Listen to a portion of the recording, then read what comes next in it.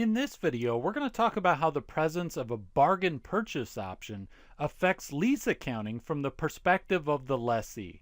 Okay, so first off, a bargain purchase option exists when the lessee has the opportunity to buy the item that they're leasing for a really cheap price at the end of the lease. That's why we call it a bargain purchase, right? So let's say your company leased a dump truck for 10 years, and at the end of the 10 years, they could turn around and buy the dump truck from the lessor for just 500 bucks. And then we say, okay, look, that's a bargain purchase. It's written into the contract in such a way that almost certainly the lessee is going to pay that money, that 500 bucks, that really low price to get the asset at the end of the lease term, right? So then we say, okay, there's a bargain purchase and it's going to be categorized as a finance lease, but also it's going to have a couple effects on accounting. So first is that the lessee is going to include the present value of the bargain purchase price in the lease liability.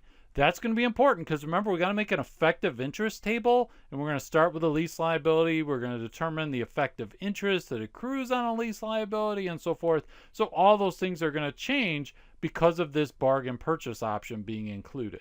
Okay, then also the lessee is going to amortize this asset over its entire economic life. Okay, so if we didn't have this bargain purchase option, we weren't worrying about that. It would just amortize the asset over the lease term, right? So let's say the lease term is 10 years, but let's say that the economic life of the asset, the dump truck, is 15 years. We're going to say, well, we're going to amortize over its economic life. Why? Because we're saying it's reasonably certain here that your company's going to pay that 500 bucks because it's such a cheap price at the end of the lease term and basically take full ownership of this item, okay, of this dump truck. And so we're going to amortize the asset over its entire economic life, not just the lease term. So I want to show you with an example. We'll put some actual numbers to it, and it'll make it a little bit easier for you to see how this all ties together, okay? So let's assume your firm's a lessee on a 3-year finance lease. So it's going to have bargain purchase option of, let's say, $5,000. Okay, and then just the details about the lease. It's a 3-year lease, 6% interest rate we're going to use to discount. The rental payments are going to be 3 payments of $20,000 made at the beginning of each year. So it's an annuity due. Present value of the lease payments is $56,668. And then the present value of the bargain purchase option is $4,198. And I got that by saying, hey, it's 3 years later that we're going to be paying this bargain purchase price, and we're going to discount that at a rate of 6%. Okay, so that's where we got the $4,198 from the $5,000. Okay, and then the economic life of this asset that your company is renting or leasing is going to be 4 years. Okay, so that's different from the lease term, which is 3 years. So now we first are going to put together an effective interest table. Now notice that the present value of the minimum lease payments was $56,668, but that's not our starting lease liability.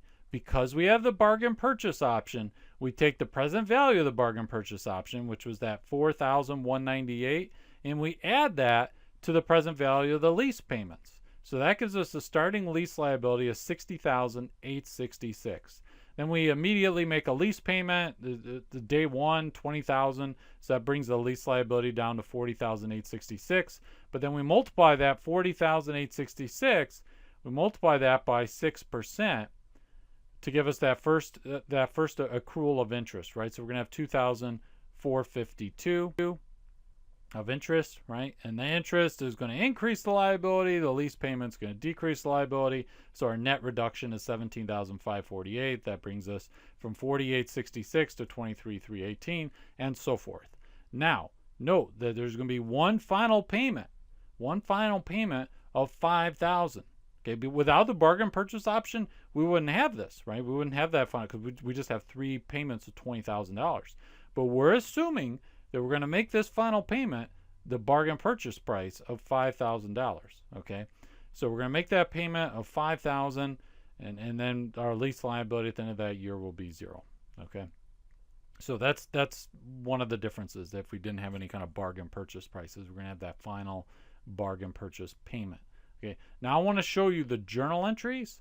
So again, now our lease liability is at 6866, which I just showed you includes not just the present value of the lease payments, but also the present value of the bargain purchase price option. So our right of use asset that we capitalize, that is going to be the same amount. So that's higher too because of that bargain purchase price option. Okay. Then we reduce the lease liability when we pay $20,000 cash. At the end of that first year, we recognize interest expense of $2,452. That increases our lease liability. So you probably know all that from the video where we talked about how to account for finance leases as a lessee. So what I want to focus on is the difference, the amortization expense. Okay, that what we're going to do is we're not doing it over 3 years, right? Normally we would do it over 3 years because that's the lease term. We divide 6866 divided by 3, but we're not doing that. This $15,216 of amortization expense, that's 6866 divided by 4, which is the economic life. The economic life. So when I say economic life, what I mean is we think that this asset will have some value to us for 4 years. At the end of the 4 years, maybe we have to junk it or whatever. It's worthless to us. Okay, so that's going to affect our amortization expense because we're going to take amortization expense over 4 years, not 3 years. Okay, so let me scroll. I just want to show you now. So in our final payment, when we make that bargain purchase price, when we actually pay that bargain purchase price, we're going to debit lease liability for $5,000 and credit cash for $5,000. Okay, we don't credit cash for the discounted value. We actually credit cash for the amount we're paying. We're paying $5,000. The discounted purchase price was used in a lease liability. And we accrued interest on that over time and stuff. When we actually pay out the cash, it's $5,000. Now notice, so at this point, January 1st, 2020, the lease is done. We're done with the lease because our lease liability is at 0 at that point. We've zeroed it out, so we're all set. However, at the end of that year, we have one more recording of amortization expense and crediting the asset. Why? Because even though we're done with the lease and we're done with the lessor, we don't owe them any more money, we still have, this is an asset to us, right? This is an asset, and we thought the asset would last 4 years. Okay, so because we made that assumption that, hey, we're going to pay that bargain purchase price, so we really should be using the asset's expected life, not just the lease term. So we're going to have that extra payment. Now, if this had been a 5-year, if we had expected a 5-year economic life, then on December 31st, 2021, we would have another entry of amortization expense, right? And the amount would be different because we had to multiply that original amount or divide that original amount by 5 years instead of 4. Okay, so that's how it works.